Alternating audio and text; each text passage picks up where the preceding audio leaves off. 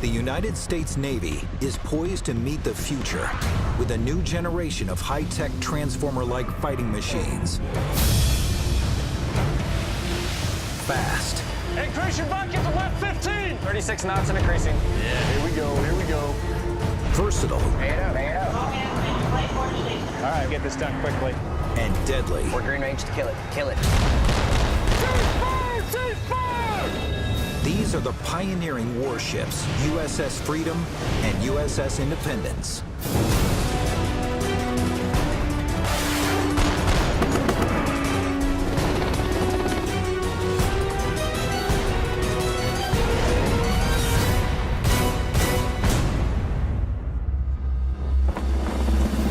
In the 21st century, the U.S. Navy must deal with a new wave of violent threats. The world has changed since the end of the Cold War in the early 1990s, when we were focused mainly on an open ocean war with our aircraft carrier battle groups, cruisers, and destroyers. The spread of modern weaponry has gone from state hands to out-of-state hands. Mines, anti-ship cruise missiles, fast-swarming attack craft can operate in very shallow water, where our legacy ships can't get in at them. In response, the Navy commissioned a new class of warship. The LCS, or Littoral Combat Ship. Their cutting-edge design uses aluminum to lighten the weight of the ship, allowing them to operate in the shallow waters, known as the littorals. They're very fast ships. They use water jets, which makes them highly maneuverable. They can go faster than any of the threat surface craft they might encounter. They can add new combat systems without having to do a wholesale change out of the computing architecture. That's a first in the United States Navy. Freedom and Independence, the first two ships of the class, are prototypes that the Navy is still refining. They are research and development ships, and they went from idea to hitting the fleet in about half the length of time of what we normally would do for a surface combatant. So we're still learning a lot. Now, both ships must pass a grueling round of tests if they hope to stay on schedule to deploy with the rest of the fleet.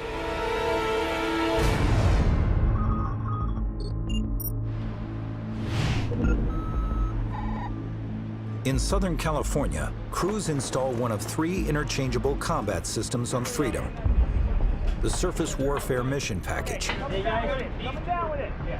The ship's captain is 17-year Navy veteran Commander Patrick Bean. Surface Warfare Mission Package consists of 2 30mm gun mounts mounted back above my flight deck, 2 11-meter rigid hull inflatable boats, or RIBs, what we like to call them, and MH-60 Romeo helicopter. The backbone of the package, 2 30mm high-velocity cannons, have been used for years on Marine expeditionary vehicles. Ready? Now Thien hopes to prove that the guns can work just as well on an LCS ship. Overall objective for this underway is test our combat system against a variety of threats. So it's going to be fun. We're going to test the combat system all the way out.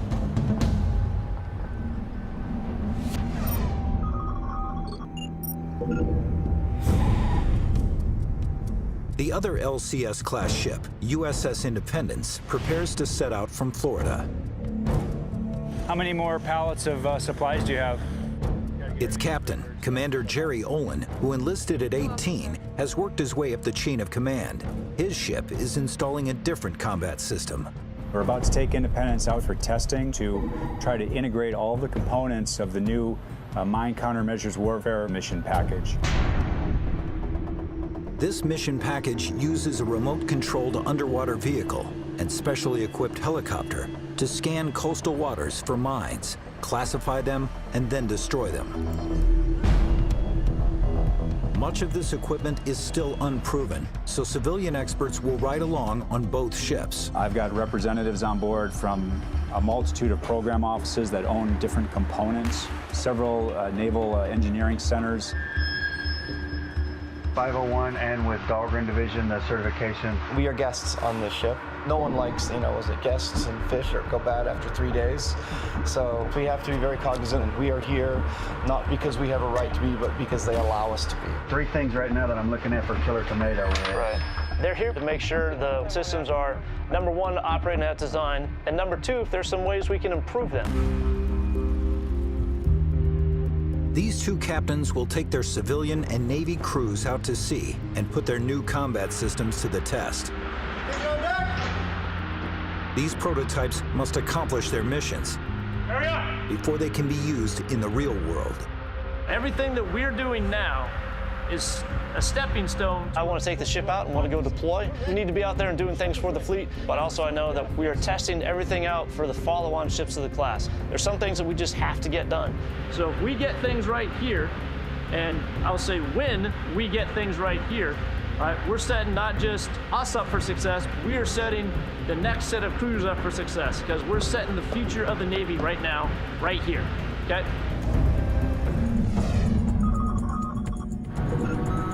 Four, 3, 2, 1. Mark time, 1-0. You ready to start GTM, sir? Yes, start number 1 and number 2 GTM. On USS Independence, Commander Olin fires up his engines Shift from manual control to program control. and prepares to get the 127-meter-long ship out to sea. Okay, heave around. Line 6 on deck, underway. Underway. Shift colors.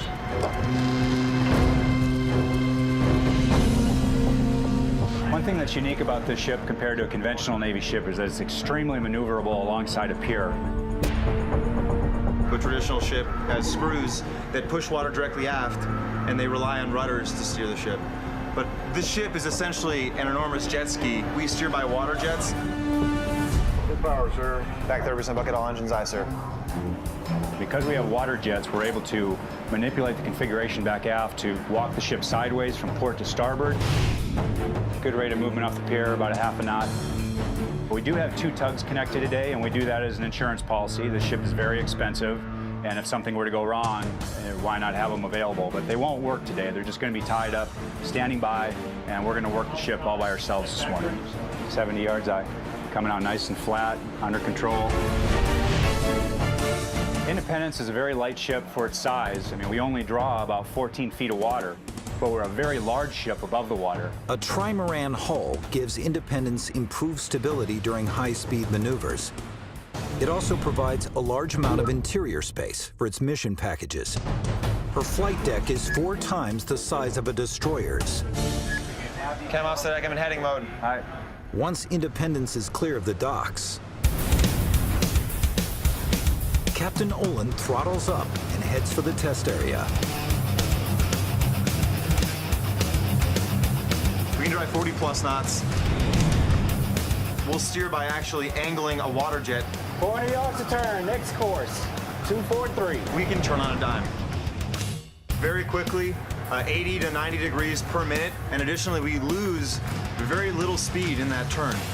700 yards to turn, next course is 250. Recommend 284. USS Independence is one of the fastest Navy ships on the water, but its sister ship is even faster.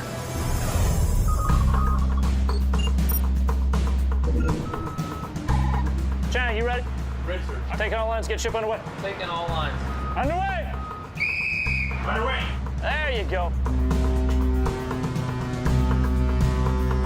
At 115 meters, the monohulled USS Freedom is smaller than its sister ship, but it still has a large mission bay that gives its crew access to the water.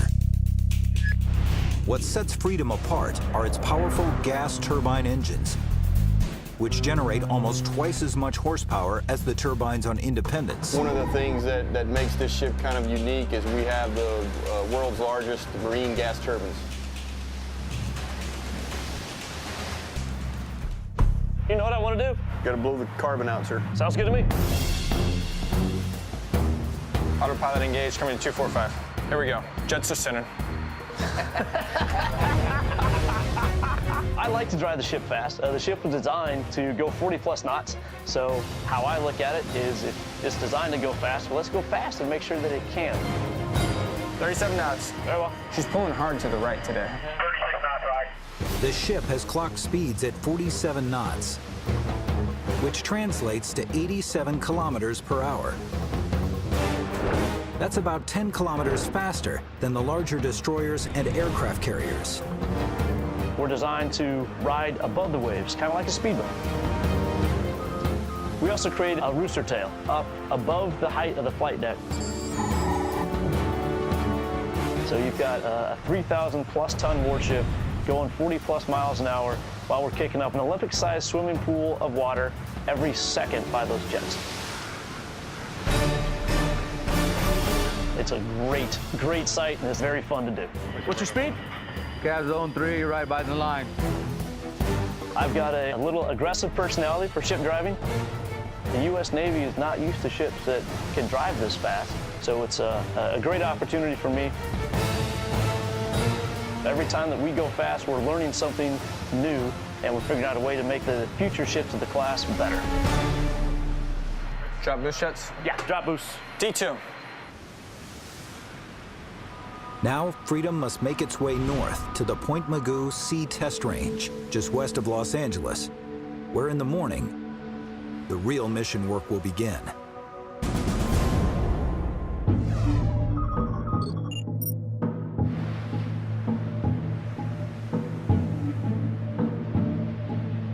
After traveling through the night, Freedom arrives at the test range. All right, I'm going down to combat. Commander Patrick Thien starts his day below deck in the Mission Control Center as the first test of the 30mm cannons begins. TI, Captain, TO, Weapons Buster 1 set, Mount 301. Buster 1 set, Mount 301, Captain I. This is our first day of live fire testing. It's pretty much the first time they've ever fired the 30mm mounts off the ship. We're collecting a lot of data to make sure that they do everything that the Navy said they were supposed to do. So if we complete this testing, then the Navy will say this system is safe and effective. You can use it on all LCS class ships. Identify yourself and state your intention. I am engaged in transit passage. One grave threat is that a rogue state might close a vital waterway. With a swarm of small, fast, missile-firing boats, the LCS class can use their speed and maneuverability to effectively counter these enemies. TO Captain, Combat LFO-1, run 1, kill cruciform target with guns. During this deployment, the Navy will simulate a high-speed attack against Freedom to test her new guns. But the first round will be fired at slower speeds to make sure they're ready for action.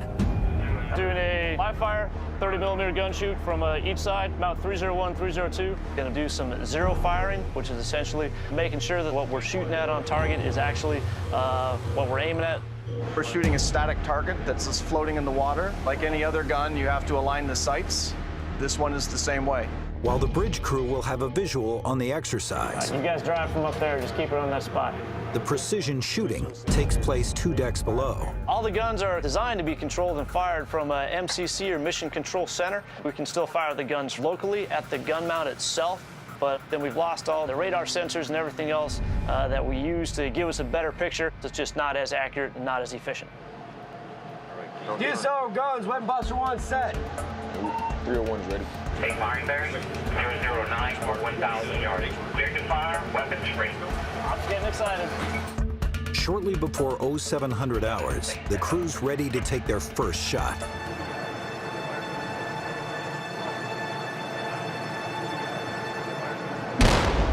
That's her. It's high, but... A little high again. Shooting a little high. You think?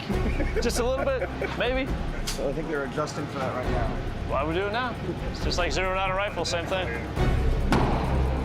Well, that's better. Oh, a lot better. As the calibration continues, Freedom's gun zeroes in on its target with deadly accuracy. Oh, that's right on there. Look at it. Oh, that's going right through it. So. Yeah, that's dead on. Okay. 302 ready? All right, let's go do it. Take firing bearing Mount 302 commencing. All right, no worries. Nice. Shoot them 5 round burst eyes. I think you're just gonna keep punching holes in it. We can turn it into Swiss cheese. There we go. In an actual combat situation, these automatic cannons would be able to take out a small boat 2 kilometers away. That's what I'm talking about. Right there. That thing's Swiss cheese. With the gun zeroed,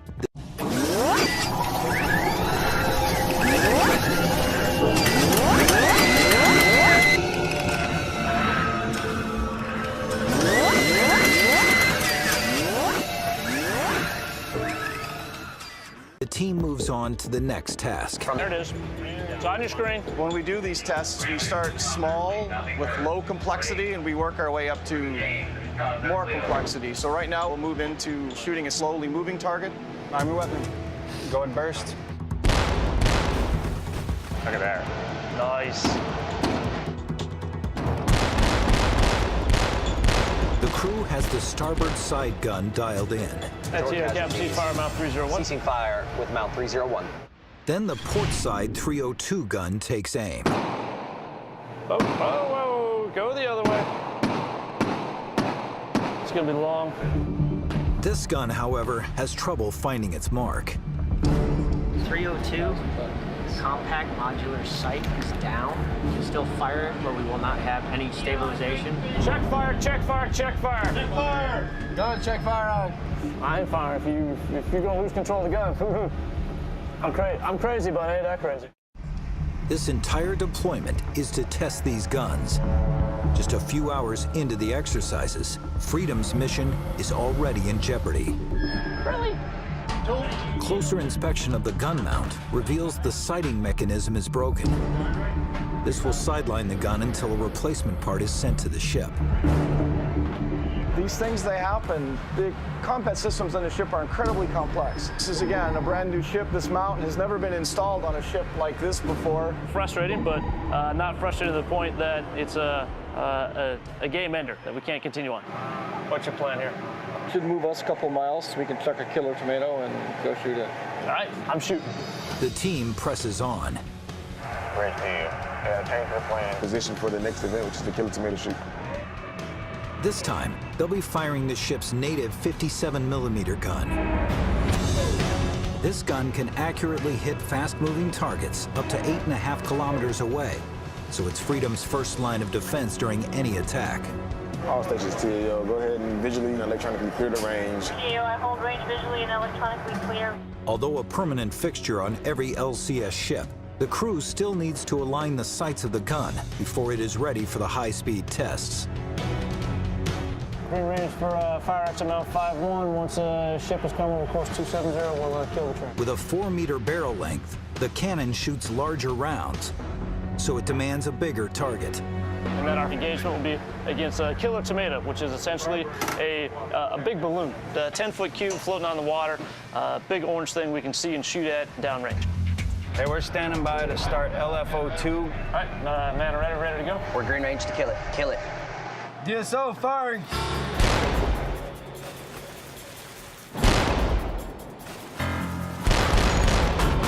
Oh, busy shooting. Man's gotta shoot. Uh-huh. Know that. The gun is hitting its mark, but the killer tomato is a resilient target. They're designed to be able to take a lot of ammunition, take a lot of hits, because otherwise we'd have to just keep continually putting them out there and putting them out there and putting them out there. All right, all stations, Captain. Ceasefire, Mount 5-1. So Thien stops the exercise. Rounds right on target. 57mm gun is working like a champ. But Captain Thien's crew still has some work to do. Cruise Captain, close the enemy killer tomato to 150 yards on the beam. Then we'll go find the dang killer tomato and shoot it. The killer tomato must be cleared off the range. We're saying good. Twisting to port, we're gonna shoot off our port side. Commander Thien gives his crew some practice on the ship's 50 caliber gun. Roger. Hey, FPA, give me a little headway too. I will kill the dang thing here in about 2 minutes. Come on now. Let's do it. Hey, who's got comms with the gun mount? 502, Captain. Are you man ready? Yes, sir. We're still waiting on the ammunition. Really? I'm gonna go to my corner and count to 3. Until they don't hurry up, the damn thing's gonna sink anyways. Man, you're ready. Man ready, aye. Outstanding. All right.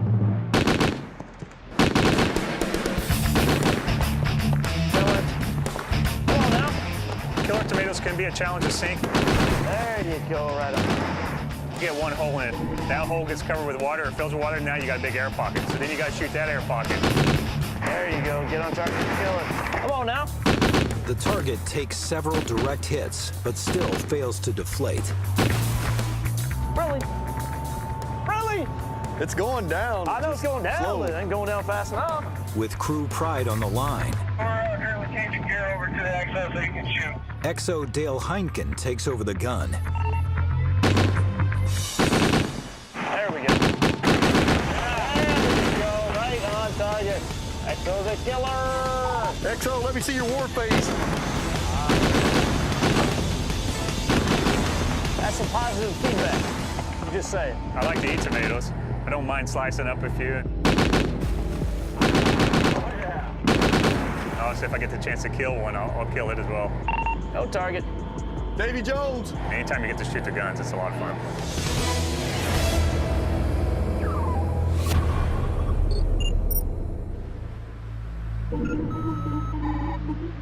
USS Independence has arrived at a simulated minefield to begin the high-tech hunt for mines. How long's it been raining? I'm getting a little bit of mist, really no rain. Okay. But morning brings a setback. Good morning, Independence. This is the captain. The schedule has changed significantly. We're experiencing close to 30 knots of true wind.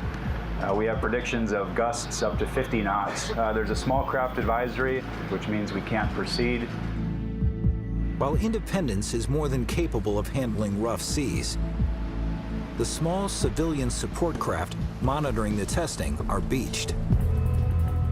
This early in the testing process, we want to have the conditions somewhat favorable because we're just learning how to operate these systems, and it's very dangerous, launching this very heavy equipment into the seas when the seas are very rough. Wind's still coming out of the south? Yes, sir. It's from the south at 20 knots. All right, so we're going to be rolling around pretty good. To make matters worse, the ship's trimaran hull may be fast, but its shallow draft can make for a rough ride. Yeah, we're going to be rolling all over the place for the next hour. When we get to the 10-mile mark from shore, we want to turn around and put the seas to our stern, then try to get a good northwest-southeast run. And that'll give us a little bit better ride while we wait this thing out. But the closer we stay to the coast, the less fetch there is on the seas, and the easier our ride will be. So we'll just kind of go back and forth in that range. Okay. Because the ship rocks and rolls a lot when we're underway and under any kind of conditions of bad weather, everything has to be chained down so it can't move, especially big things like this. If this were for some reason to be loose while the ship was pitching back and forth 25 degrees, you wouldn't be able to stop it. It would hit the side and keep going. So that applies to pretty much everything in here. The rough ride is a nuisance, but Captain Olin is worried the delay could mean bigger problems down the line. We have a limited amount of time to get everything done. We have a lot of tests that we have to run, so every day that's lost due to weather, is a part of the mission that we're not going to get done. I'm not going to give up that easy. We'll just kind of stay put and see what happens. For now, Independence's mission to locate sea mines and neutralize them is at the mercy of the seas. But on an optimally manned ship like the LCS, there's always work to be done. Coming through this way. One task, sweepers, takes place every day. And even the commander pulls duty. Well, the ship is really quite large for the number of people on it. It's a lot of work, and the only way you can get it done is if everybody pitches in. Oh, got to get the broom on there. Captain's command philosophy is to have the cleanest ship in the Navy, and everybody cleans. Command Master Chief, XO, CO. You got the combat systems officers right there. He's a bright work extraordinaire. Here's the XO. He's going around doing the same thing pretty much I am. The captain, seeing him do sweepers with us, it sets the morale real high.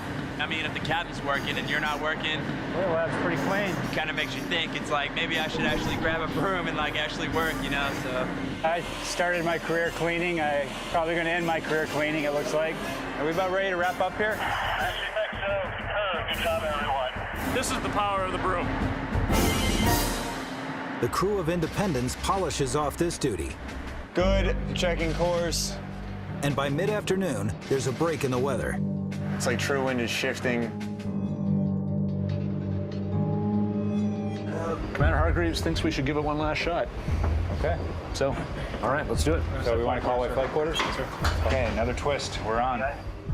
The sea has calmed enough to launch the small support craft near shore. And the captain goes forward with the helicopter mission. Our mission today is to conduct a search of a suspected minefield in shallow water using a laser pod that's connected to an aircraft.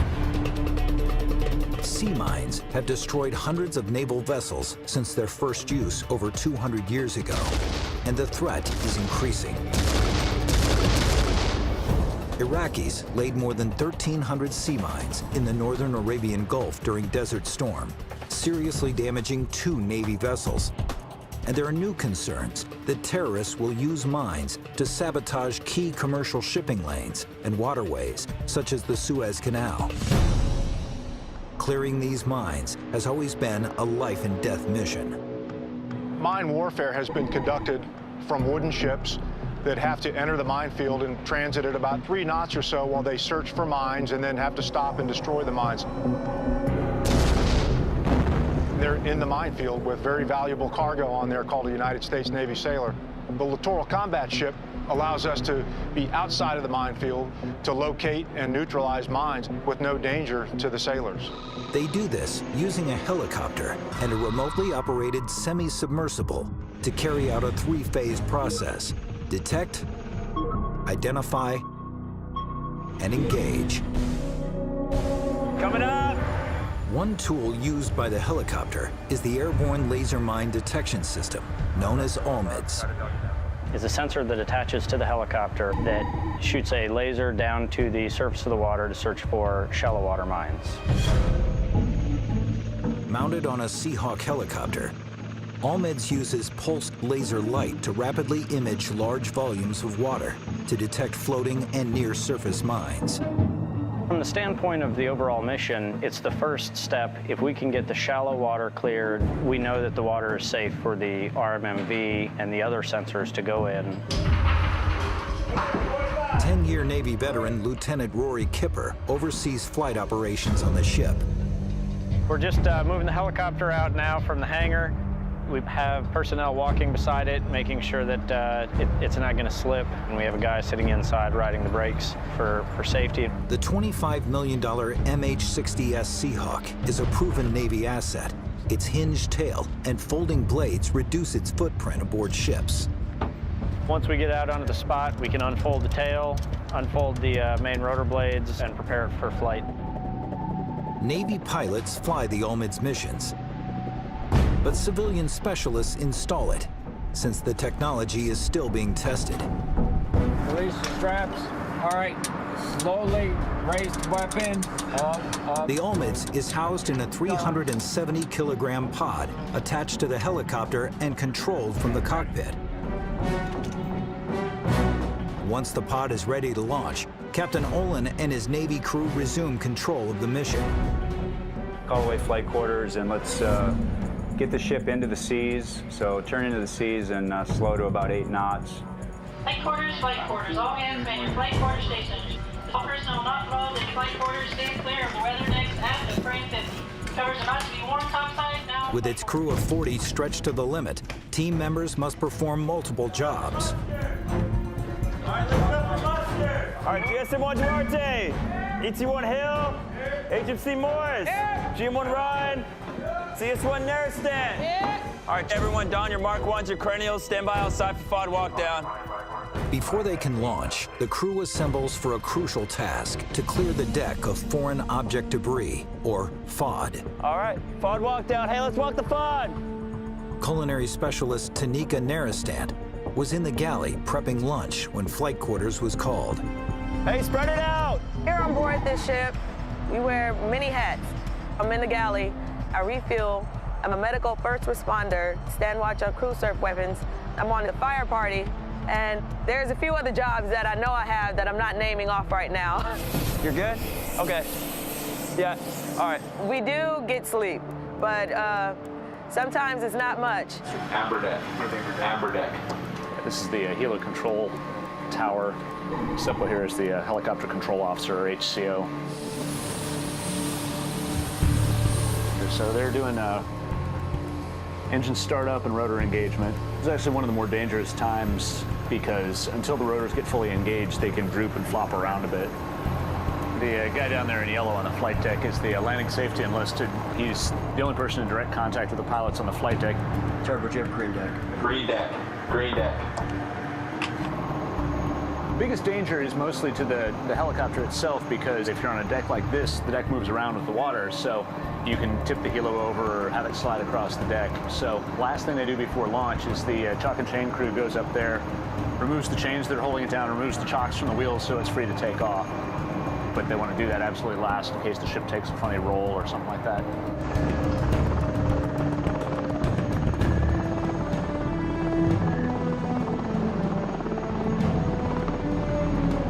The helicopter heads out to scan the minefield. Now the aircraft runs track legs in a shallow water field back and forth and tries to detect mines in that area. The main mission here is to create what we call a swept channel. We're able to isolate all the mines that are in the field and neutralize them. That would be the measure of success for us. While the Navy has tested each component of the Mine Countermeasures mission package separately, this is the first time they will use them all together. Mine warfare is hard, and we're always in a constant battle to be able to counter those threats. Red deck. Red deck. So everyone here is rooting for the success of the mission package because we think it's a great capability. They realize this helicopter run must go off without a hitch for Independence to have any chance of completing its mission. And visually on the range. After a 2-hour search mission, the helicopter returns to Independence. The aircraft went out to the suspected minefield, conducted its search, brought the data back to the ship. We downloaded the data from the pod, and they're now conducting data analysis on the ship. Lead tactician Tracy Nye works with the Navy crew to analyze the intel they've gathered. This room is the command and control for mine warfare. The screens are all classified. The data that comes back, it's processed, and we very carefully look for these contacts that we want to prosecute in the follow-on missions. You know where I live. We're still waiting on the actual truth data to come back, but we expect that we did detect the mines out there that we were intended to search for, and we achieved all of our mission objectives. Our next step would be to reconfigure the helo from non-toe to toe configuration. We're going to do that today? That's a big job. I think we're going to start it today. Yeah. With the Olmids run completed, they turn their attention to the next phase, searching for mines further below the surface. By helicopter, the flight crew will lower a sonar device into the water and tow it.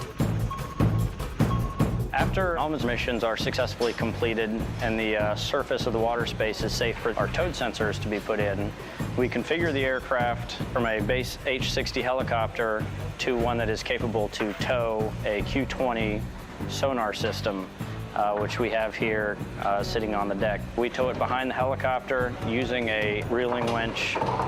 But the helicopter will only do a fraction of this search. The bulk of the work will be done by the cornerstone of the mission package, a semi-submersible called the RMMV. This is a diesel-powered RMV remote mine hunting system. That includes this black vehicle here and this sonar down here. That's an AQS-20. Still an early prototype, it's launched from the back of the ship and uses the same sonar device as the helicopter, but can last 18 hours before refueling. A big advantage over doing it from the air. What RMV brings to the table is endurance, really is the workhorse. When the sun goes down, ship lighting is switched to red to keep the ship's profile to a minimum. As civilians check the readiness of the vehicle, Lieutenant Commander Lance Ruth makes sure his men are ready for the challenges ahead. Port. Stand at ease. Anybody have any concerns, anything that's come up over the last couple of days? It's better that we discover the problems now than discover them tomorrow. LPOs, you got anything to put out, Chiefs? Because this is all developmental testing, it is kind of a science project. It's about proof of concept. It's about taking the idea and making it a reality. The idea is to actually put the vehicle out and leave it out overnight and then recover in the morning. There will be some long days involved, so Get your rest when you can get it. The mission will actually go for about 18, 20 hours. So this is something that will in a way, mature us to know what to expect and how to handle it. Because once we're operational and we got a whole minefield that we got to clear, it's going to be a lot worse. Years of development and millions of dollars are on the line when testing resumes in the morning. We're all geared toward success. Nobody out here wants to fail.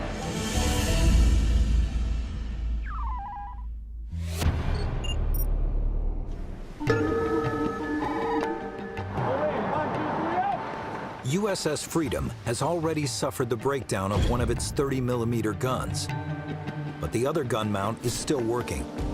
So the crew moves on to the next big test. Captain on the bridge.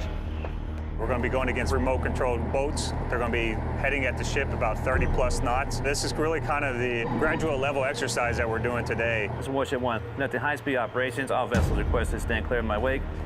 Very challenging. Swarm attack is what we call it. We're a hostile nation. We're trying to overwhelm our defenses. Green light, MBA, green light. Bridge eye, all stations, whoever sees the visual on these guys first, call it out. And Dorna can see them. Dorna 067, 8 miles. There we go. Tracking Dorna eye, 067, 8 miles. The ship's sensors have picked up 5 remote-controlled boats approaching from several kilometers out and not yet visible to the naked eye. Swing back around. Let the bridge know we're coming around to course 330. Thien must use Freedom's speed and quick turning ability to intercept the fast-moving targets. Let's go ahead and get boost jets engaged. Boost jets engaged, T6, or 20 knots, sir. Very well. What's the range? 13,000 yards, sir, 071. Captain, got him visually. Say it. Got him visually right here. About 2 points out to port bow. What's their speed? 39 knots. 9,000 yards of closing. 5 boats are racing towards Freedom at 55 kilometers per hour. When the Freedom deploys in the near future, every decision the commander makes in a situation like this could mean the difference between life and death. Option deck, left full, 340. Jets are left, 30 degrees, coming to 340. Let's get up to speed and run with these guys. Yeah, here we go, here we go. This is where we make our money, Chief. I want to see this thing drive. It's going to go fast. It's going fast is awesome. Very well. There they are, right there. Got him. Range! Range, 5,000 yards. All right, let's go. Here we go. Jets are centered. We're at 32 and increasing. 33 knots and increasing. 33 and a half. 34. 36 knots and increasing. All right. When you're looking at the ships doing 39 knots and you got vessels inbound to you, they're doing 39, 40 knots. All of a sudden you're talking about a pretty quick closure rate. 6,000 yards every 3 minutes. So a lot of things are changing quickly. We're at 37 knots. Let them know we're starting to cut across them. As Freedom closes in on the attacking forces, Thien executes another tactical maneuver. I'm going to cut across in front of them, get them in 301's firing arcs. He prepares to cut across the path of the approaching boats before opening fire. We cross the T, which is a classic naval maneuver for gunfire. 38 knots, sir. One of my biggest weapons is my wake. I throw about a 20-foot wall of water when I'm going fast.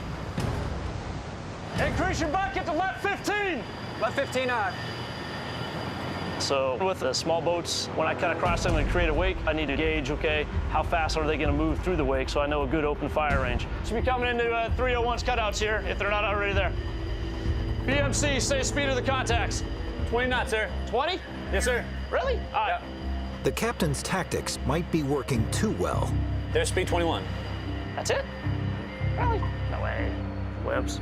Man, they was going like 40 knots and they slowed down like wicked. 2.7 is their closing distance. Really? Really? They're not going that fast? They're going like 40 freaking knots. Yeah, we outran them. I think your wake might have got them. They want to call it, knock it off, and reset. Very well. Bridge eye slowing down now at 22 knots. That was very anticlimactic. Thien's aggressive driving has created a massive wake that overwhelms the remote-controlled boats. They're no longer moving fast enough for the high-speed shootout. The captain and I turned a little bit too early on that one, and they were coming in like 30, almost 40, then they slowed down a whole heck of a lot. So, anyways, roger that. I'll make sure they can come in a little closer before I shoot them. Drop boost shots? Yeah, drop boost. It'll take them a while to reset, so drop boost. All stations, red range, red range. We kept them farther away from us than they wanted to be. So I controlled the battle space with my speed. I mean, hell, I can't set it up. I can't set it up much better than that. So it was a good run for the ship. We controlled the fight, which is what you want to do all the time. The test designers are not pleased. They need to prove Freedom can take out attackers with her new guns, not her wake. Project Officer Mike Molyneux needs the captain's help to make it happen.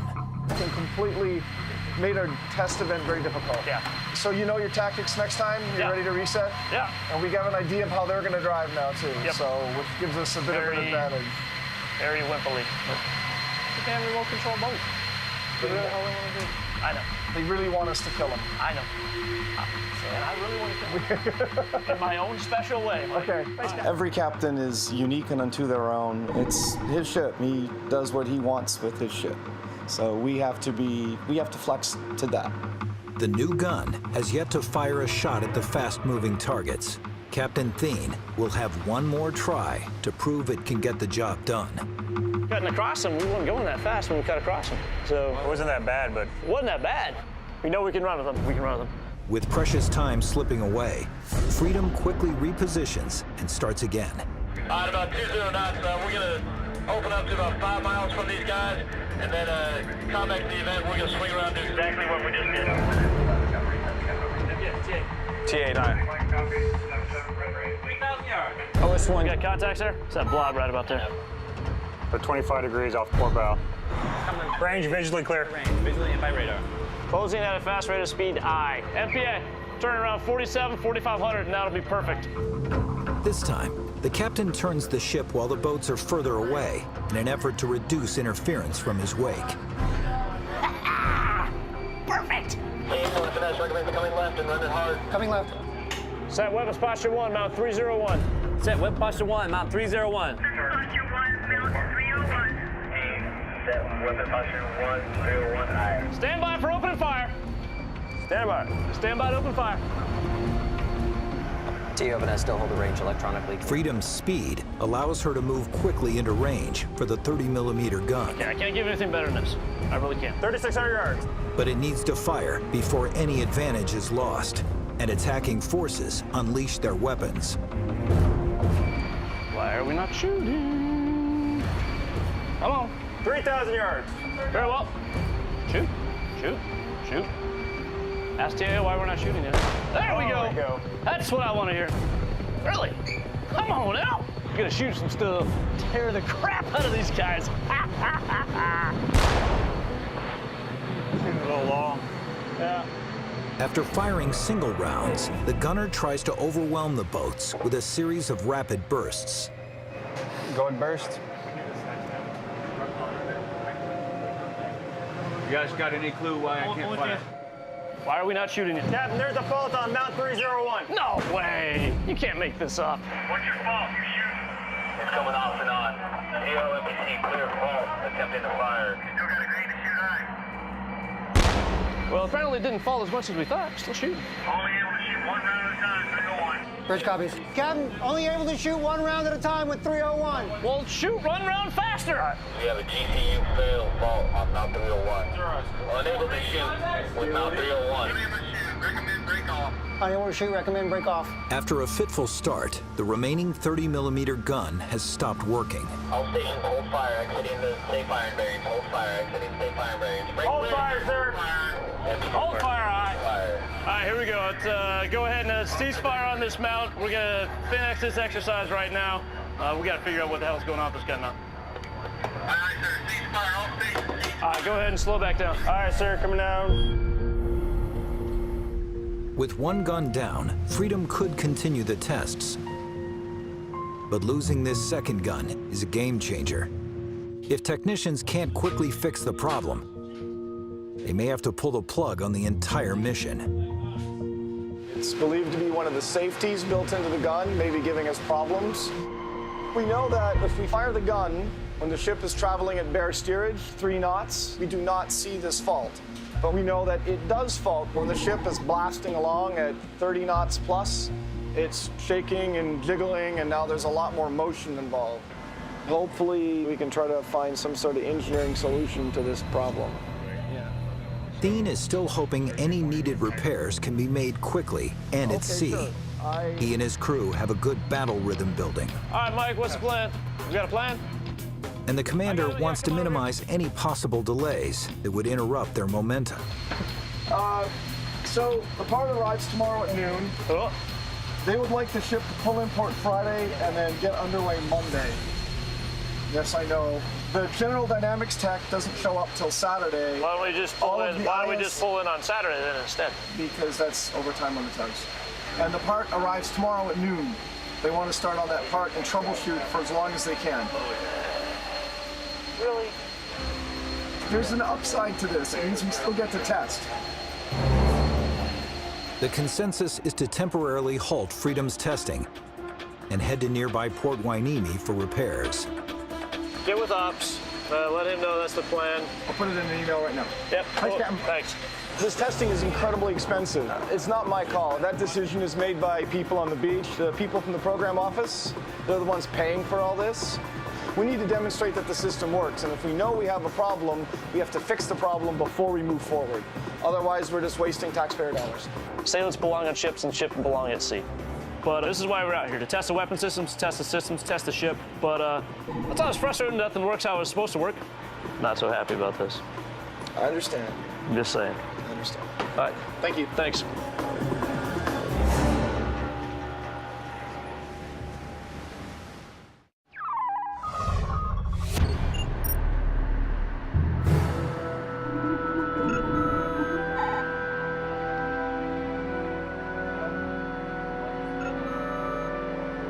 After searching for shallow water mines by air, USS Independence's search now switches to deeper waters.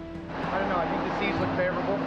They're a little choppy. Yeah, those are forward. We're flattening out by going into them. The crew prepares to launch the helicopter and the semi-submersible known as the RMMB simultaneously. Once the ship is deployed to a hot zone, it can use both methods to scour minefields. I hope we get moving here. I kind of want to get this thing in the water. It's a tense day for all on board. It's the first time the Navy crew will launch the $12 million mine hunting vehicle on their own.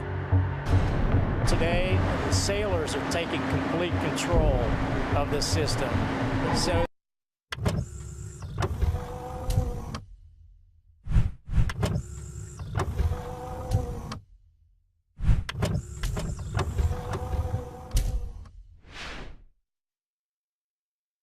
there is some butterfly feeling. Action 1, roll 1, Captain request at Amber Mission Bay. They just got Amber Mission Bay, which means that the ship is stable on a course and speed, and we're not pitching and rolling all that much, so that the vehicle can actually be launched. The flow field behind the ship with the water coming out of the water jets is very important. Once this thing hits the water, if you've got only one of your engines online, or if they're not in exact parallel, then the flow of the water is going to push it off to the side one way or the other, which it's just being held by 3 lines. It could get knocked off center. It could do all kinds of bad things. Green Mission Bay. Green Mission Bay. Sailing on tagline 4, disconnect 4. Extend the RV fully in. We're coming out with the vehicle all the way to the suspended position now. Slack out of tow line high. Raise the last line. During the launch, some systems aboard the RMMB are controlled through a detachable spine. Drop operator is controlling the vehicle from a visual line of sight. The spine is quickly released when the semi-submersible hits the water to prevent damage to the vehicle and the ship. Next piece is to put it in the water. All right. Lower. Lower it high. And a little quicker, folks. We're going.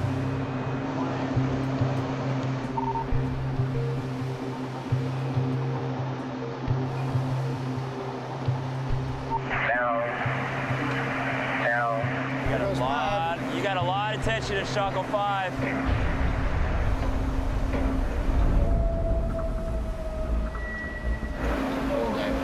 Pay it up. Fast eye. What happened? They're having a hard time releasing the captain's line.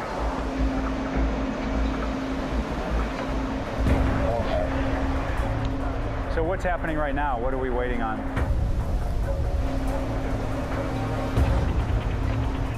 I just want to be sure we're moving along here because time is important. Come up. Come up. Captain Spine release. All right. It's good. Success. The capture spine retracts into the mission bay, and the RMMV is off to search for mines. Tell them released. But the crew has no time to celebrate the successful launch. All right, gentlemen, we got to go to flight quarter. The ship is at flight quarters. All our traffic drivers on station. With the RMMV away, the crew scrambles to get the helicopter launched on its tow mission. The idea now is that we launch a helicopter to conduct similar operations in a separate area. So we have basically tandem operations from the surface as well as from the air. This crew is working in a simulated minefield, but sea mines remain a persistent global threat. The Navy is hoping these tools will be a safe and reliable means to quickly clear suspected danger areas. Captain's on the bridge. Coming right, course 310. With the search for mines underway, Concur 344. Make 341. Captain Olin is free to maneuver Independence away from the area. It's one thing that's really unique about mine hunting with LCS. You used to really have to put the crew in a lot of danger to try to find them. With LCS, we don't do that. We keep the ship safe, and we send unmanned vehicles in to do it for us. The semi-submersible is now controlled from the shipboard control room. The sonar device, which is attached to the vehicle, is deployed and then towed at variable depths in order to hunt and identify mine threats. Not only do we drive the vehicle and control the off-board vehicles from the room, we also process all of the data coming in from the sensors. While the RMMV searches the minefield, the helicopter simultaneously launches its own sonar. Equipped with a 580-meter tow line, the aviation crew can sweep a different area. It goes down into whatever depth of volume you're searching, and it just runs racetracks back and forth, looking for mine-like objects. While the helicopter will make several short runs, the RMMV will keep running well into the night. But 6 hours into its mission, it's in trouble. So what do you got? Sir, the operator noticed that there was a drop in hydraulic pressure. Then they looked at the fluid level, and it was about 1 liter below. The sonar's been retrieved. It's bellied up to the vehicle. The team has identified a problem that could render the semi-submersible dead in the water. We had a report with the remote mine hunting vehicle that it had a low hydraulic level on one of its systems. If the RMMV loses too much hydraulic pressure, its mechanical systems will fail, and it will be impossible to maneuver the vehicle back onto the ship. To recover now is basically just giving us an opportunity to get it on board, as opposed to saying it's the end of the mission. Let's man the launch handling and recovery detail. Launch handling and recovery detail. Man the launch handling and recovery detail. We don't want to take any chances, so just to be safe, we're going to go ahead and recover the vehicle. With civilian and Navy personnel on edge, Independence carefully aligns itself with the approaching RMMV. As the vehicle nears, the captain gets an urgent call from the ship's chief engineer about a new problem, this time on board the ship. What am I looking at here? Looking at hydraulic oil leaking through the hose. We have an internal failure on the hose right now. The chief engineer discovered that he was developing a hydraulic leak on a high-pressure hose on our port diesel steering unit. As this thing hammers, you risk rupture. A ruptured hose is a chief engineer's worst nightmare. There'd be oil all over that engine room, and next thing you know, you have a big fire. The potential for fire is no small threat. As recently as 1989, 53 Navy crewmen died fighting major fires on 2 separate fleet vessels. So this potentially could be a catastrophic event for us. Fix it. I'm going to need about 3 hours though, sir. I've got to get this vehicle back on board, so should I continue with the recovery and then fix this? Maybe I need to get the vehicle on board, stop everything so you can fix this. To repair the hose, Bussig must turn off the port engine, but that would make recovery of the RMMV impossible. I have to keep both diesel engines running when I launch and recover the mine hunting vehicle, because you have to have a really smooth fluid flow behind the ship so you don't disrupt the vehicle as it drives really close in behind the ship. Can I hold out for an hour? It's gonna hold out for an hour, but okay. I can't guarantee it, sir. It's on the hammers, and it's already got a leak in it. Olin must now balance the safety of his ship and crew against his desire to keep the mission moving forward. We need to do an expedited recovery. I need to get that thing on board very quickly. Put a normal, fully qualified operator on the ROP. I need to get this thing moving. We're gonna go. All right, do we have a visual on this thing back here? Olin gambles that he can bring the RMMV on board before the hose bursts, risking a serious engine fire. If that hose ruptures, I'm going to lose 150 gallons of hydraulic oil in the space. A lot of oil is pretty dangerous, but I can't conduct the mission without that engine running. So we're going to run the port engine, but we're going to keep the water jet center line. That way there's no hydraulic hammer on that hose. And we're going to steer with the starboard engine only, long enough to get the RMMV back on the ship. Hope we can get it on board here quickly. In the engine room, Chief Engineer Busick wraps the damaged hose to try to contain the spread of oil should it rupture under the continued pressure of the engines. Well, that's good. If it ruptures, at least it'll deflect it to keep it from going everywhere. Evaluator package, we are lowering the capture spine now. It's steady right now, but we're still in extremis. In the mission bay, readings indicate the RMMV's hydraulic pressure is reaching critically low levels. If its onboard engine fails, could drift helplessly away from the ship. Captain, sir. Right now it's at 0.65. If it reaches 0.5, then the vehicle automatically shuts itself down. Okay. All right, well, we need to get this done quickly. All right, Captain. All right. We just got to get the mast into the trap. A Navy crewman manning the tow lines and a crane precisely guides the capture spine into position to latch onto the mast. Go get him, cowboy.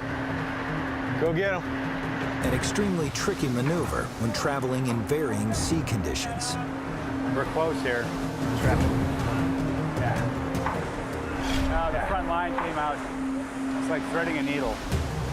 The oil level just dropped. We're getting really close now. We don't have enough hydraulics to get that mast down. We can't bring it in. It's still redlining right now. Now. Come on, down, down, down. I think they got it. Yeah. Got it.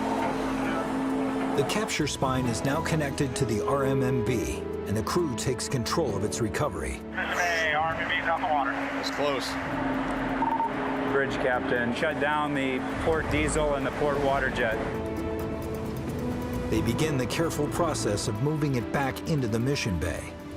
As soon as I had that vehicle lifted and out of the water, we declutched and secured that engine on the port side before we ruptured the hose. And that could have ruptured at any second. We're going to commence repairs on the hydraulic hose, and the mine men will start inspecting the remote mine hunting vehicle. We got lucky here. The day was not a total loss for USS Independence. The helicopter mission went off without a hitch, but the RMMV only made it a third of the way through its test. Until they can get their workhorse back in the water, the mine hunting mission is at a standstill. We have to pull into port in a couple of days to refuel. My goal is to try to get it in the water so we can complete the mission before we make our next port visit, because otherwise we have to make that time up later, and quite frankly, we're running out of time. We have to be done with this particular phase because there's another phase of testing that we have to do for the next underway period, and then there's one more period after that. Really, the schedule has to stay the way it is in the big picture. Overnight, they determined that a broken actuator, a small motor that powers one of the RMMV's stabilizing fins, is the source of the hydraulic leak. Here she comes. Oh, she's moving. Early in the day, a new actuator arrives at the ship via small boat transfer. Bridge, but cargo transfer complete. And the new part is quickly in the hands of technicians. But they still need another piece of equipment to complete the repair. What it is a hydraulic purge unit. It's a kit that they need to send down to the RMMV to clean out the hydraulic system and run it. but it's about 1,000 pounds, so it's too big to put in a boat to send out to us. So they're sending a helicopter out. But Captain Olin's headaches are far from over. The HPU that we need to fix the RMMV, is that going to be en route here soon? They said the weather's pretty bad out there. They're not sure when they're going to be able to take off. I've got the piece of equipment, I've got an aircraft standing by to deliver it, but there's fog in Panama City, and now I can't get the aircraft airborne. Well, no, I don't want to scrub anything. We don't scrub or cancel. I don't want to sacrifice anything. As long as it's safe, we need to push on. All right, thanks. At this point, there's nothing Captain Olin can do but wait.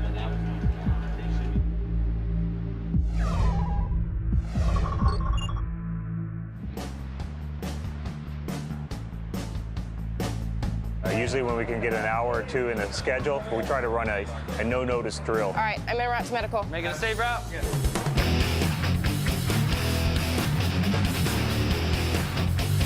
I thought we were going to set up the Y-gate and have 2 hoses like we had last time. I got to go get it. With just a few short hours left before Freedom returns to port, Captain Thien finds another exercise to keep his crew sharp. Nothing worse than a bored captain. I know the gun shoot got canceled. We're all about adapt and overcome, so we're going to do some damage control training. Let's go ahead and split up. CMC, if you could be the first plugman, man up the hoses. He orders his crew to man the hoses for a fire drill. Water on. Right over the side. Fire! Down low, there you go. Down low, move around. Everyone down low. There you go.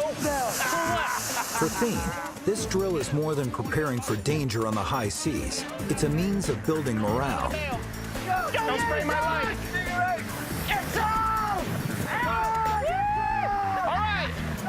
The captain's energy is pretty much, it's infectious, I would say.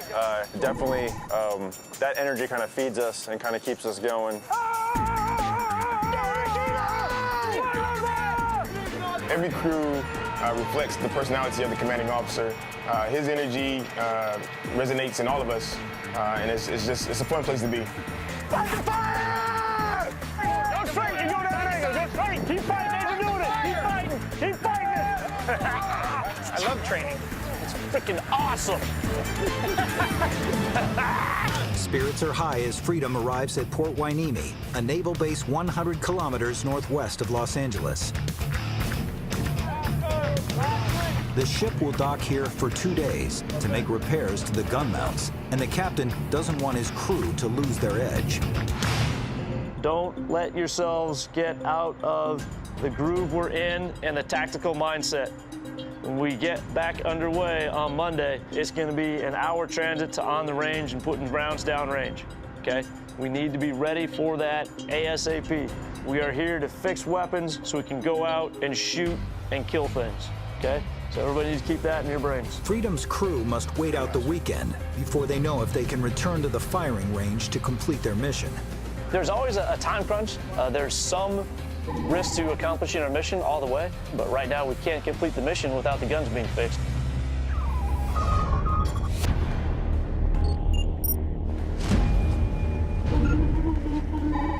Oh, there she is. On USS Independence, it's already late afternoon when a helicopter delivers the 1,000-pound hydraulic purge unit needed to complete the RMMV repair. Captain Olin has been waiting most of the day for its arrival, and his patience is wearing thin. This is the most ridiculously large thing I've ever seen. You know, the silly thing is I've got one of these on the ship that we use for flushing out our steering gear units on the ship. It's the same thing. It's a little bit smaller. Maybe all we just needed was the proper fittings. You know, you could have done this whole repair yourself. You do it on the ship every day. They're changing the connector out right now. Civilian specialists, led by Mission Package Test Officer Milt Sauls, still have a lot of work to do to get the RMMV up and running. We have replaced the actuator, and now they're going to continue to purge air out of the system. So that's where we are right now. Captain Olin is hoping the crew can begin their pre-dive test in a few hours. Carry on, everybody, please. A schedule that will still leave his team with little time to rest before the morning launch. The hydraulic purge, has that already started? That is underway right now. It's underway right now. and we think that's going to take about 3 to 4. 3 to 4 hours. Yep. We do have to do regression testing after putting the control surface back on. He gets more unexpected news. The civilian specialists want to run another series of tests before they turn the vehicle over to the Navy. So we're looking to start pre-dive at midnight. That's 6 hours from now. Yes, sir. That's not good enough. We've got to come up with a better plan than that. This casualty on the RMMV is not that complicated. This has been made into a much bigger deal than it is. We're not going to do 9 hours of maintenance to get this thing ready to launch. That is not a good answer. This turnaround is not acceptable. All right, that's all I have. Carry on, please. All right. Choke Frank for throwing a wrench at the end of the meeting, and it was unnecessary. So I think that the captain, that when he was told about some kind of integrity test, that he got the impression that it was going to be extended, and that's not the case. So these maintenance times continue to grow and grow and grow, and now we're saying we need 9 hours to prepare this. Right. That is not acceptable. You can turn around an F-18 on the flight deck of an aircraft carrier in less time than that. Right. I've seen it. We can shorten anything, we will. everything that needs to be done is something necessary. You can't shortchange. And we're not shortening anything, and we're not extending anything. If we allowed this thing to be milked out for the next 2 weeks, that would happen. So, enough. It's unacceptable. And the captain's got to be convinced here. I understand. I'm prepared to be flexible, but he is pretty pissed. Okay, so we need to have a list of a timeline and get it done. It seems like every time we make a little bit of progress, somebody throws another requirement in. And it's very frustrating for me because I'm very mission and success oriented. And if we can execute the mission and we can do it safely and effectively, I want to move forward. Now the only thing I'm hoping for is an accelerated procedure. We're working on it. I know. The workers have gotten the message from Captain Olin, and they double their efforts to complete the repair. Captain showed that he has the will to get this testing done. Our intentions are to be ready for launch first thing in the morning. The pressure's on for the team. They work feverishly through the night to complete repairs on the damaged vehicle. It sounds like pre-dives on the RMMV are complete. Yes, sir. That's the word that you're getting? Okay, that's good news. 0, all on dark. With all systems go, the RMMV can now continue its search for mines. All right, console's up. Rockets are midship high, launching RMMV. All right, 180, 5.5, let's go. Not a minute into the launch, the repaired fin on the RMMV begins to malfunction. Did you see the fins already start moving? Did you have control of it, Boyd? I did. If you have control, let your capture spine go. On top of that, the remote operator can't disconnect the capture spine from the vehicle. What? What happened? Hold on. Bass, hold on. Hey, Bass. DM1, hold on. We don't have control. I don't know. Hey, take a look at that tow hook. How did that tow hook come up? It's jammed up. It's caught on the capture spine. Capture spine is stuck on the tow hook. See how the tow line right in the front is straight up? It's supposed to be laid back right now. No, but more important is that fin right there. Hey, is that the issue why it was broke the first time, the fin? The hydraulic? That's the fin we replaced. Is it? Yeah. Once again, the RMMV is unable to perform its mission. So you can't raise it at all? No, sir. Not only is the stabilizing fin malfunctioning again, this time there's a problem with the tow hook used to retrieve the vehicle. It should not be in enough position. So To me, it failed. So there could be a leak up there? Okay, so we're done for the day. Although it's an early prototype, the RMMV is the centerpiece of this mission package. Its repeated breakdown is a serious setback for the entire LCS program. Every time a system doesn't get off the deck, that impacts our whole timeline. And that's where we suffer the most. It eats into your manpower, it eats into your time. It just can be mentally overwhelming.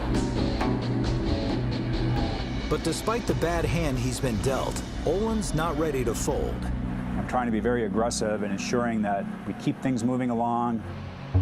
His team has located and identified enough mines to keep the mission on track.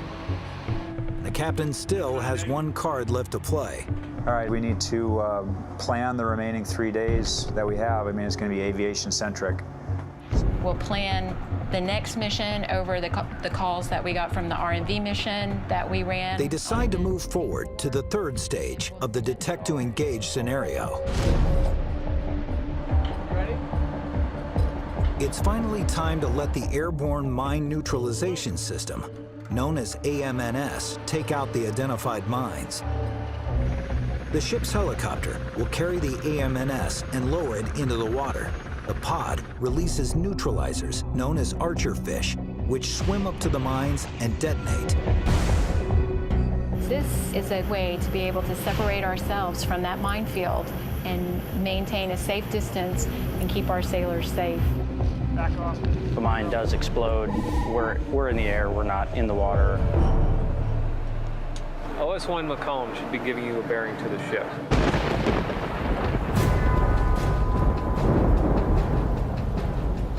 But before they can get the AMNS airborne, the captain confronts yet another obstacle. Water spout warnings in our immediate area. All right, thanks. Captain. We've been watching the weather very closely, and we've got a pretty big storm getting ready to come through the op area. A powerful storm is rolling in that will sit over the area for 2 days, bringing conditions that are unacceptable for testing. It looks like it's going to have seas upwards of 11 feet. We've been doing everything we possibly can to conduct operations. The weather has been very unfavorable. Seas are going to stay high, and we can operate in that sea state, but there's just no reason to. It's an unnecessary risk, and I certainly cannot conduct the operations I have scheduled for those days in 11-foot seas.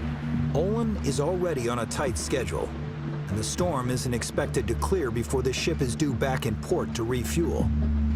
The captain makes a difficult decision.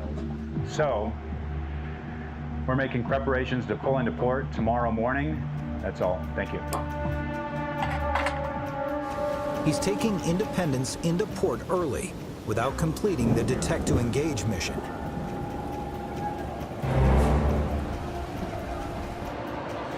It's a disappointing turn of events after so much hard work.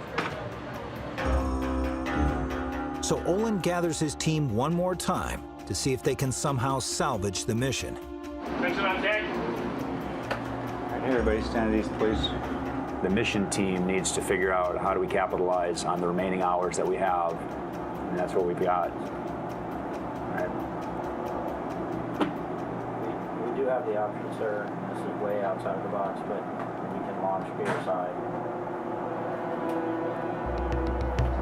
I'm okay with launching a mission from the ship on Monday if I get clearance from base ops to do it. I have no problem doing that at all. Would you see any problem with that, Op? For you? Lieutenant Kipper comes up with another option. Instead of at sea, he suggests conducting the final phase of the mission from port. You just got to work it with base ops. Are you happy? I'm happy, yes. Now I'm happy. All right. When you're in testing, you have to come up with lots of workarounds. Nothing goes as planned. The initial plan just gives you some practice on how to replan. That's about all it does for you. Will do, sir. All right, thank you. We say Semper Gumby, always flexible. We're trying really hard to continue with our mission, even though the ship is coming into port due to weather. So we're going to keep working tactically as though we were at sea on Monday. The only difference is we're going to be tied up next to the pier for that one day. Nearest aid and hazards are buoys 3 and 4 off the bow. As they pull into port, the team is upbeat that they can finally complete their mission. But as the entire Independence crew has learned the hard way, there are no guarantees that they can pull this off.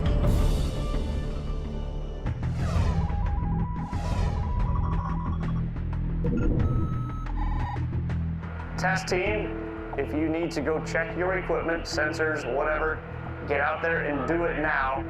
USS Freedom remains docked in Port Hueneme as civilian specialists wrap up repairs on her two 30mm gun mounts. The end is in sight. There's light at the end of the tunnel. After 2 days on dry land, The captain and crew are itching to return to the firing range to finish testing. Just tell me what's going on. 30mm guns, compact modular sight on Mount 302 is installed. All right, sounds good. Ready to shoot? Ready to shoot, sir. Guns up, ready for fire, right? Let's go, sir. We'll do it. Oh, thanks, boss. The repairs are completed on USS Freedom's broken 30mm guns. Osterdeck, how we coming? And it's time to head out. All right, MPA, let's get some headway and get the heck out of here. I need to go fast in about 2 minutes. Captain Thien makes quick work of getting back to sea. Freedom prepares for a major exercise, using all her guns and a helicopter to prove she can counter an attack by high-speed targets. Touch on deck. Carry on. He gathers his command team to make sure they're ready to go. Holy crap, finally getting to shoot the dang guns. Outstanding. Lots of good work been done, fixing the goofy things up. We're gonna go out and zero fire them, gonna go out and do some tactical testing, some driving the ship fast, and find out exactly how she operates. But to do that, they must first recalibrate the repaired 30mm gun. So the team takes aim on another killer tomato. It's called a zeroing of the gun. So since we just did these repairs to Mount 302, basically replacing the sight on them, we need to kind of test it where we'll shoot, see where it hits, and then we'll adjust the sighting from there. Tomato passing the bow. It's a make or break moment for the crew. These guns must hit their marks before Freedom can move on to the final test. TLNBC, we have permission to kill tomato. That's affirmative. Killer tomato. I saw that one go long and to the right. Roger.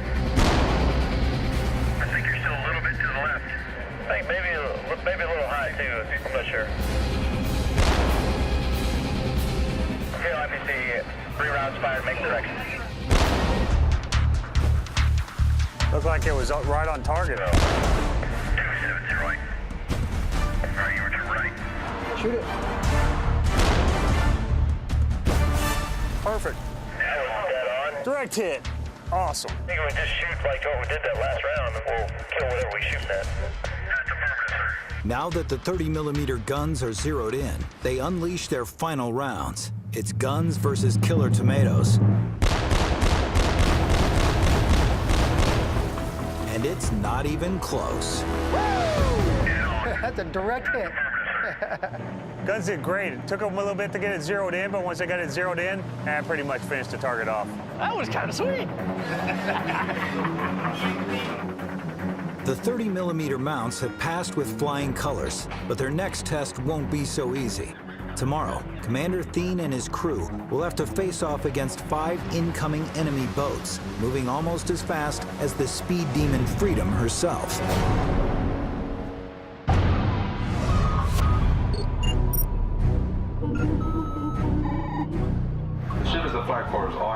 USS Independence has returned to port after a powerful storm interrupted her mine hunting mission.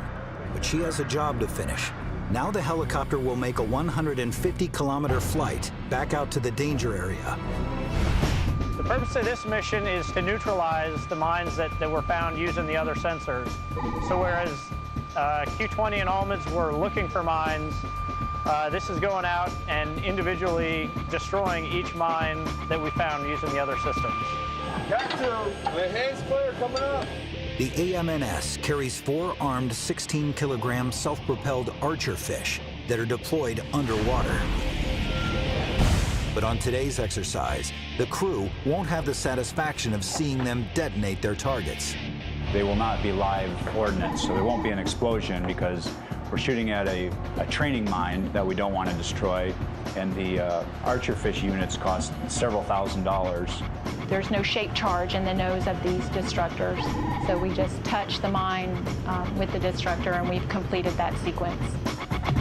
For the entire crew of USS Independence, it's a pivotal moment, the culmination of all their difficult work. This is a proof of concept, shows that the tech-to-engage sequence works, at least notionally, can be conducted from the ship with the personnel on board, and is a real big check in the box for the objectives of this test. Amber deck. Amber deck. If they can pull this mission off, their testing cycle will be a success. Failure could mean costly delays for the LCS program.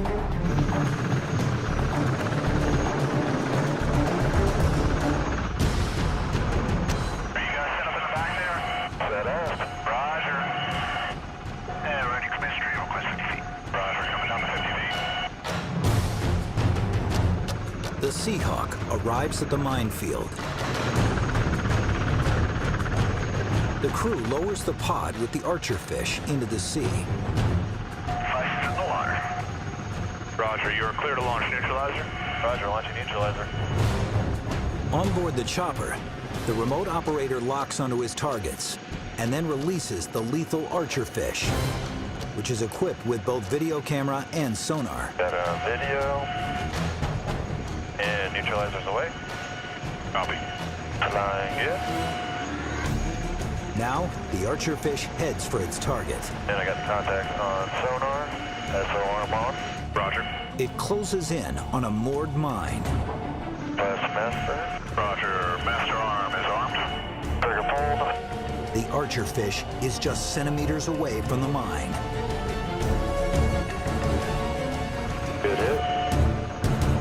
And ready to cover. The Archer fish is dead on, accomplishing what everyone on the Independence was hoping for. I'm very proud of everybody in my crew. They come through, with flying colors, and couldn't be more pleased. We were able to complete the entire detect to engage sequence. This Captain, you have green deck. Green deck. Green deck. We knew it was going to be hard coming into this test, but we still met the objective. It's my birthday today. I am going to shore and having a beer. We'll hug it out. We did have a casualty that we had to recover from, but we proved that we were able to change the mission execution. And keep in mind that this is a test phase, and we don't expect everything to go perfectly, but we're very satisfied with the results that we saw. The civilian specialists will take what they've learned and incorporate improvements into the RMMB, moving it one step closer to success. We work for you, boss. Mine warfare is hard, and it's the miners that make it hard. They have technology on their side, and we're always in a constant battle to be able to counter those threats and keep our ships safe when they're underway. Thank you for the good flight, too, by the way.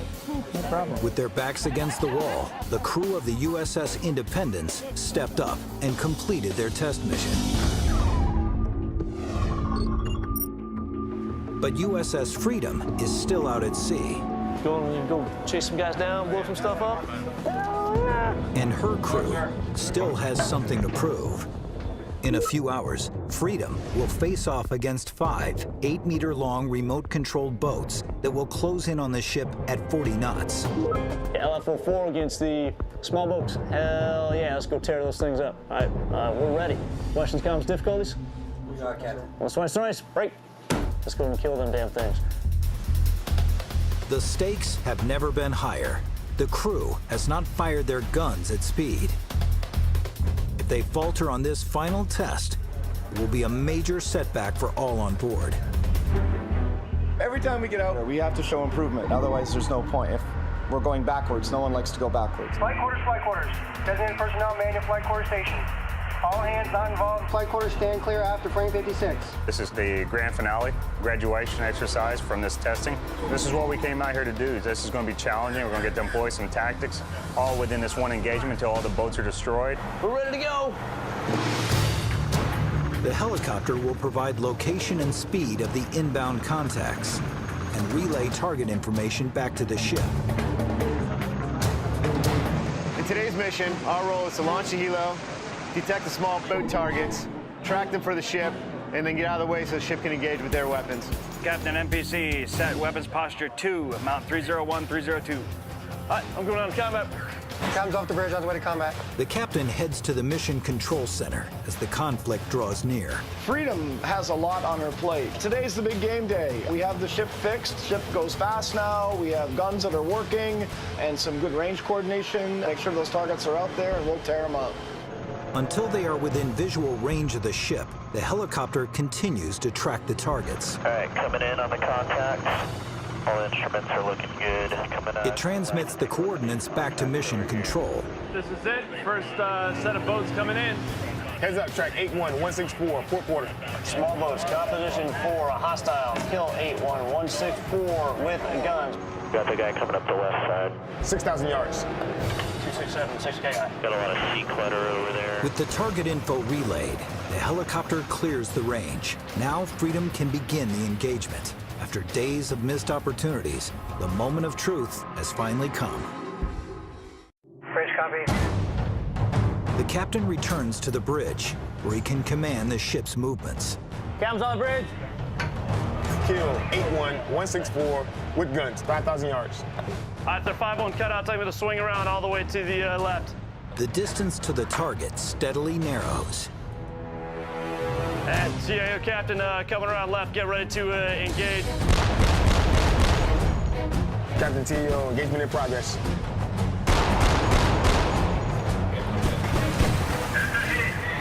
Still moving.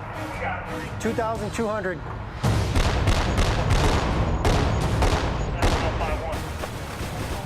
Yeah, good hit. Oh, that one's done. Look at that. One target is destroyed, but 4 more are closing in. Farmost left contact, dead in the water. Shift targets. Come right, 210. Shifting fires. Captain Thien must take them out before they get dangerously close to the ship. Increase your rudder to right full. Right full. My rudder is right full. Nice. Direct hits. Shift fire on target, CRW. Shifting fire. Second target destroyed. Shift fire at the next target. Shift fire. Threats on the port beam. Hi, bridge. Threat right now on the port beam. Get ready to engage with the 5-1 coming from the port side as I swing around. The captain turns Freedom quickly as the targets move around the ship. 1 minute they're on one side, and next minute the other side, so you got to be able to react quickly. Something 5 round burst eyes. 1,800. Continue coming right. All right, continue right. Got to hit that time. Get in the water. Nice shot. Direct hit. Shift fire to the next 2. Shift fire. As the final 2 enemy targets approach the ship, Freedom's weapons take deadly aim. There we go. We got him on that one. Get in the water. Nice That's shot. what I'm talking about. Now, Freedom is down to 1 target. Right full rudder! Right full, rudder right. Rudder is right full. He's still moving. Keep firing, keep firing. Oh, knocked the mannequin down. We got the humanity in the front. Oh, yeah. Rudder midship! Rudder midship's high. Ceasefire! Ceasefire! Ceasefire. Good shot. Nice shot. Good shot. It's an impressive display of firepower. Each target is destroyed. JO MPC, all contacts, dead in the water. One of the first times we've had the opportunity to combine everything, the ship's speed, and then also firing all the weapons. We've gone fast before, we've shot the guns before, but we haven't combined the 2 of them together. Just to wrap things up for what we have accomplished today, 5 inbound targets, 5 mission kills, 5 mobility kills, 5 for 5, 100% accuracy. We killed the enemy, and we killed the enemy with a vengeance. So good job on to everybody. The mission was a complete success. Destroyed all 5, left a few of them smoking, a few of them burning, but all of them were a mission kill. For first-of-class ships like Freedom and Independence, it's never an easy road. But during these missions, they were able to overcome serious obstacles and complete their tests, moving the entire LCS program 1 step closer to deployment with the rest of the fleet. 5 months after these exercises, Independence successfully launched and recovered the RMMV after incorporating changes to its design. More LCS ships are on order as Freedom and Independence continue to work out the kinks with their mission packages. We've learned a lot of lessons from the first 2 ships of the class. We've implemented those lessons learned into the follow-on ship designs. The programmer record is to eventually have 55 of these ships operating in the fleet. The LCS program is going to grow significantly in the next couple of years, and the types of missions that they're performing, the possibilities are endless. The next sailors that will follow in our footsteps, they'll be able to have an easier time because they wouldn't have to go through all these trials that we're going through. I want to take the ship out and want to go deploy. If we're part of the fleet, we need to be out there and doing things for the fleet. If there's a crisis that requires freedom, we're ready to go anywhere and do anything. I'm very proud of what these ships and the sailors that man them have been able to achieve. I'm very proud of the defense contractors and government civilian employees that have taken us through all of these various stages of testing, and I look forward to great things from these ships as they enter the fleet in numbers.